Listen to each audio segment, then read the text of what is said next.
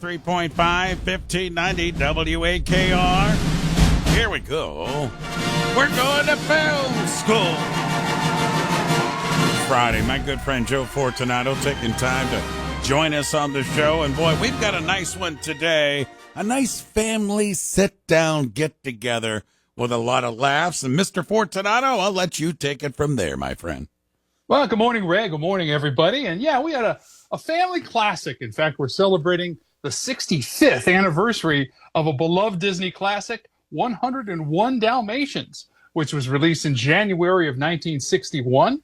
It was directed by several gentlemen, Clyde Geronimi, let me say that name again, Clyde Geronimi, Hamilton Lusk, and Wolfgang Reitherman. It was based on a novel by Dodie Smith, written in 1956. Not a lot of celebrity voice cast here. The main celebrity here would be Rod Taylor, who plays the dog Pongo, and then Betty Lou Garson, who plays one of the greatest villains ever, Cruella de Vil. Yes. And this was written by Bill Peet, and I mentioned Bill Peet because he has a little historic footnote here for you Disney files out there. This is the first ever solo story credit on a Disney animated film. So first time for a solo credit for Bill Peet. This was basically a movie that saved Disney animation, believe it or not, financially. Things were kind of rough there at the Mouse House, and this movie, with its traditional animation style, although there was some innovations in it, kind of brought back Disney animation and put them back on the map for future stuff. And I mentioned Cruella de Vil. The AFI villains list lists her as number 39 as the greatest villain of all time, 39th greatest villain of all time. And it's frequently listed as one of the most influential of the Disney animated films. There was a commercial disappointment with Sleeping Beauty that had come out prior to this, and Disney was on the verge of shutting down its feature animation entirely. And Dalmatians was produced faster, cheaper, and with brand new technology, and it became a smash hit, like I said, that rescued the studio. It was the first film using a technique called xerography, which gives it this modern, sketchy, angular look of the 60s. And you can kind of tell, even if you're just a casual animation fan, you can kind of tell that look in the 60s. It was also a contemporary London setting at the time, which was very rare for Disney. And it focused more on humor and pacing over musical numbers.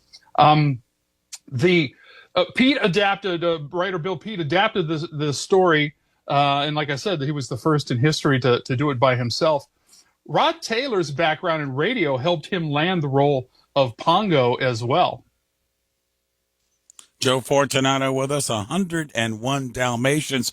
And Joe, you're bringing up all that stuff, and I did not realize, the lack of musicals and some of those other things that we're really, when you think of Disney animation classics, you think of all that stuff, but not in this movie. And I never thought of that aspect before. Yeah, it's definitely a little different. And like I said, the look of it was unique as well. And part of that, a big part of that, was to save money.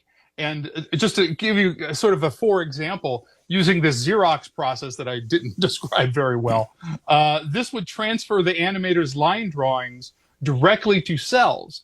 And that was what made thousands of spots visible. So we couldn't have 101 Dalmatians with 1,000+ spots without this technique. And Disney, and this is sad for the animators, of course, but Disney cut the inking staff down from 500 people to fewer than 100 using this. So, a fifth of their normal animation staff was in this used for this film.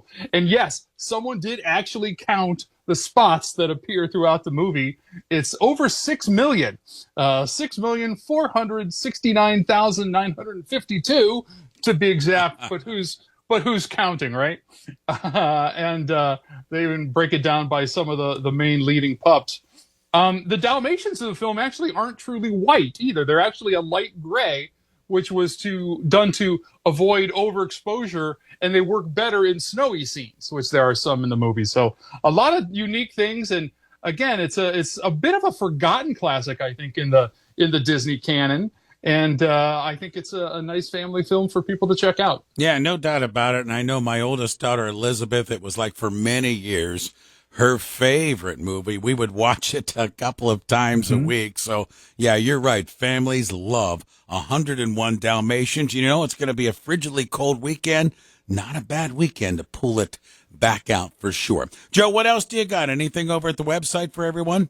One quick thing I just want to mention for those who are going to watch it this week, a couple of sort of celebrity barking cameos, if you want to do that.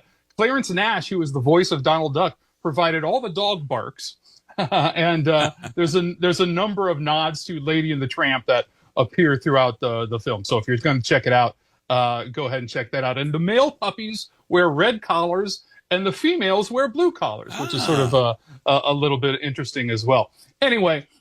We have, yes, if you want to check out what's going on in my world, please go to my website, joefortunato.net. I will give you a little teaser for something that we'll talk about here more next month. But on Valentine's Day, February 14th, I will be doing a lecture about the great movie Casablanca at the Green Branch Library. And that's not a Fortunato Film School, so it's not a screening, but I'll do a lecture on the history and the beloved legacy of Casablanca. And so if you're looking for something to do on Valentine's Day, why not check out something about the greatest romance of all time? That's February 14th at the Green Branch Library, and it's absolutely free. That's perfect. Joe, great stuff again, my friend. Always enjoy film school. It's one of my favorite parts of the week. Thanks for making time again, and we will indeed do it again next week. Thank you. I look forward to it. See you then. All right, my friend. Joe Fortunato, film study professor, taking us to film school again on this Friday morning. 21 minutes after 8 o'clock, 93.5, 1590 WAKR.